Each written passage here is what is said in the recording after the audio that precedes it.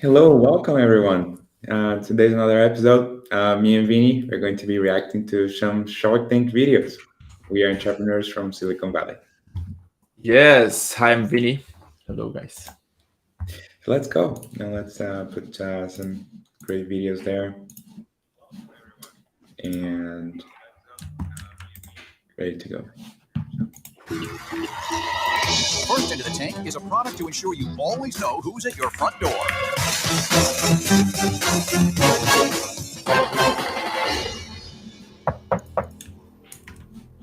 Who's there? It's Jamie. Here to fetch? Oh, it's Jamie. Come in.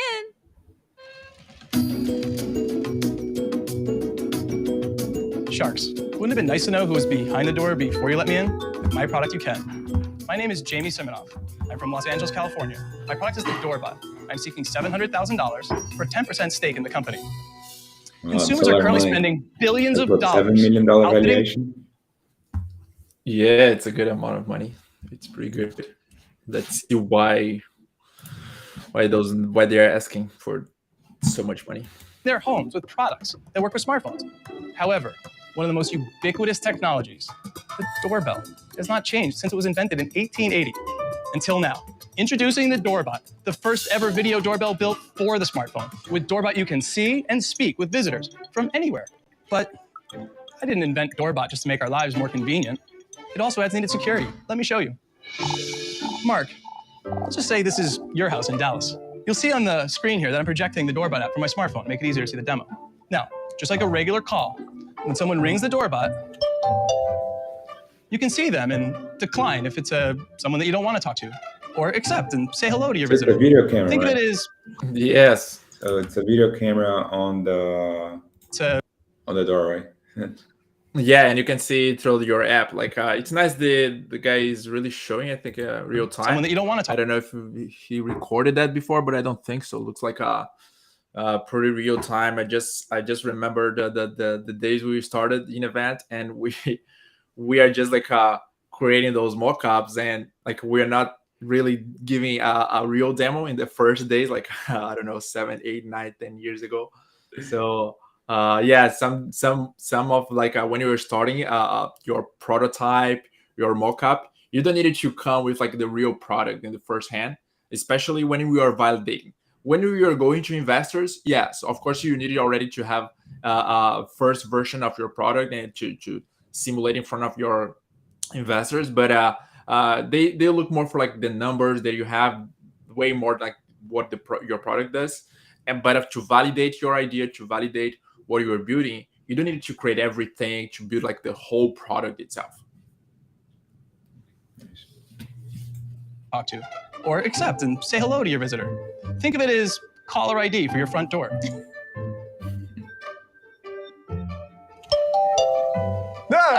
Hey, good-looking Doorbot guy. Hey, Yeah, Mark, recorded. it's your good friend, Mr. no. Wonderful. Okay. Yeah, it's me, Mr. So it's his mocap from Mr. Wonderful. Okay. Yeah, showing like trying to simulate. I wanted to have you join me on this deal with Doorbot. I think we can get them to go all royalties and no equity. Mark, we know that no real entrepreneur is going to accept that deal. And now you can tell Mr. Wonderful to scram.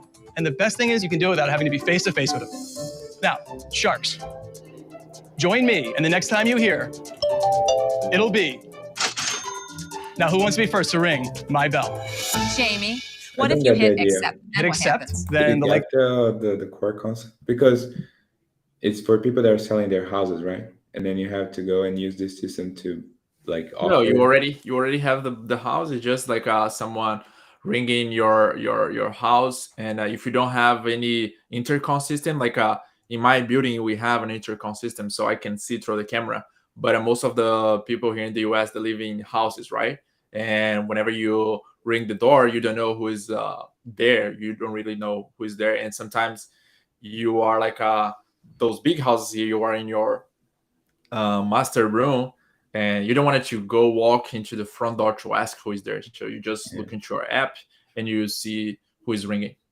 I think this must be legacy, like, or a legacy video, because it seems like so commonplace, today to see this. Whenever I go, there is always these systems already. So Maybe this was news like 10 years ago or something.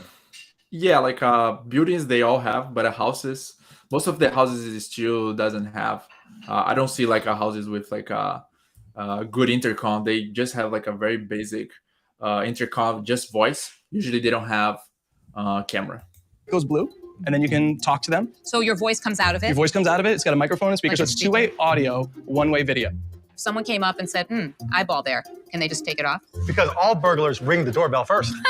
You know what, though, Mark? That's actually true. Burglars are not usually violent criminals. They want to see if someone's home. They want the opportunity to go into a house that does not have people in it. So it's actually true. People do ring the doorbell. It's very hard to remove. And we also have offered that any customer that has one stolen, we will replace it for free of charge. And how much does each one of these units sell for? $199. What are your costs to make it? $81. Yeah, it's not the cheapest solution. Definitely the market has solutions for like $50, $80, half of the price. And 83 cents is our cost landed in our warehouse in the United States. And you sell it to retailers? So far, we've only sold direct on our own online store. We are launching with our first retailer in November, which is Staples. We launched 9 months ago. We've done in aggregate $1 million in sales so far. Good for you. And You've done $1 million so far? $1 million? And last month, we've done $350,000. Yeah, that's good. That's impressive. $1 million in 1 year, like from a product like selling 200,000. So he sold like 50,000 units. That's pretty Yeah. good. Yeah, it's good. No, 5,000.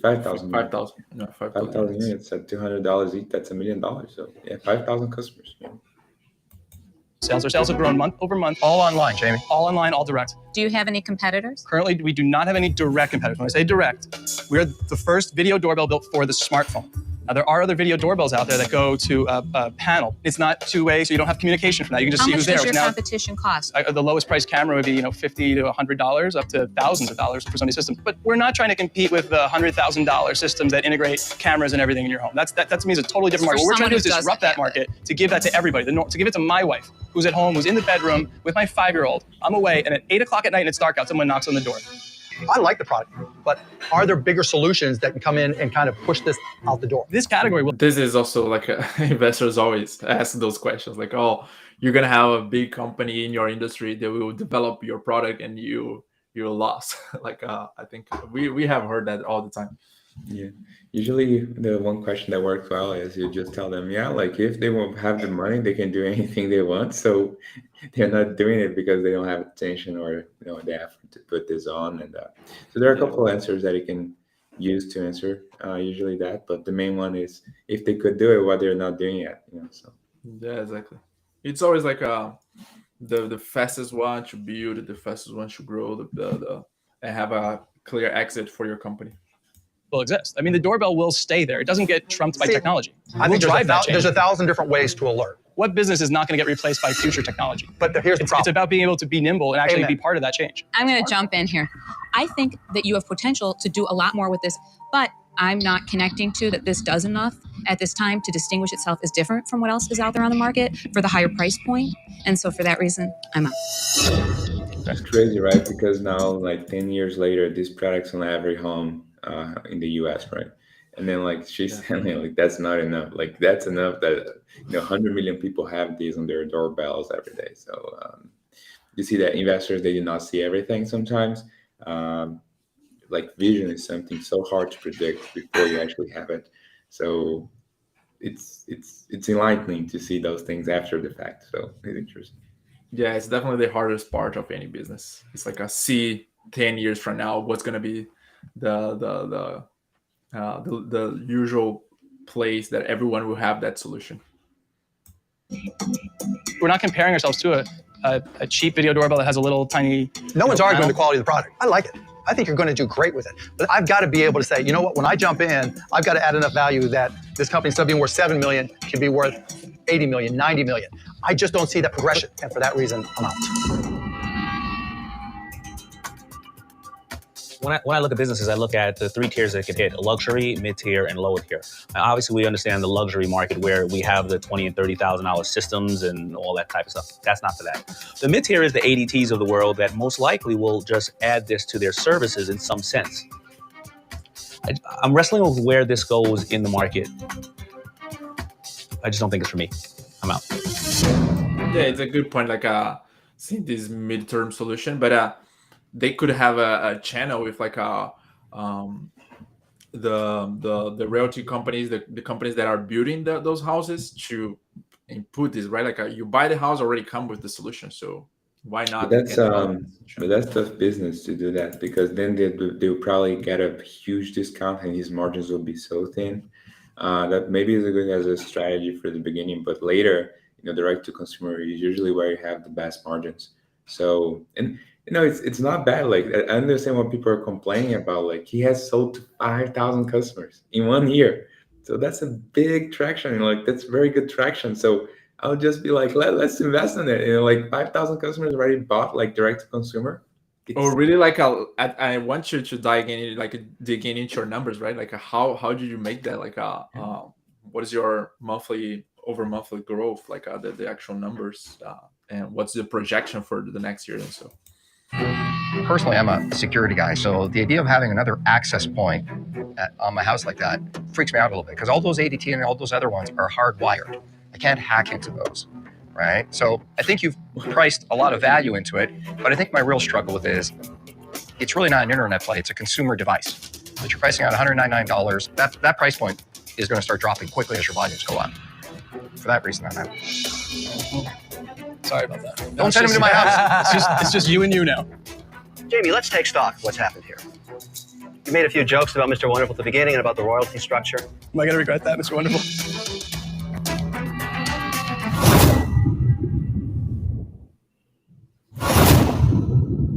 tough business.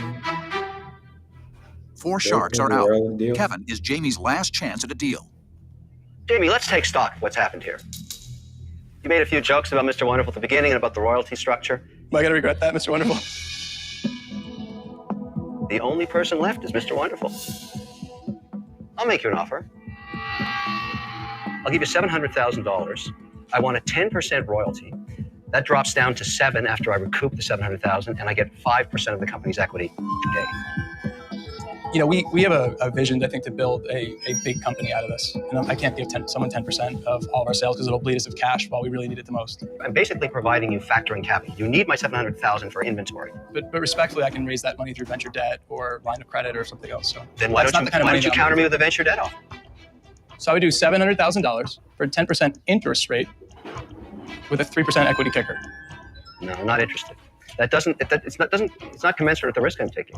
Honestly, I do appreciate the offer, but at the same time, that money that you'd be taking on the royalty, I need to reinvest back in this business. What's the difference between the interest and the royalty? The interest is cheaper. The interest I can get rid of. I can pay you back.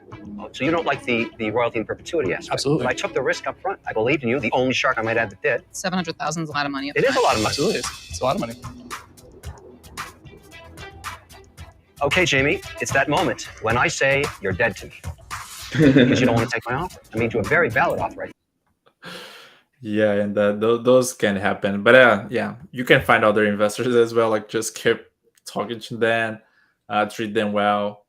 But yeah, like if you're not comfortable, like giving that much of your company, don't move forward. You're gonna regret so much after, and maybe your company will die because you're not gonna giving more like 100% of yourself, your energy, your time on that, and the company depends on you, not the investor.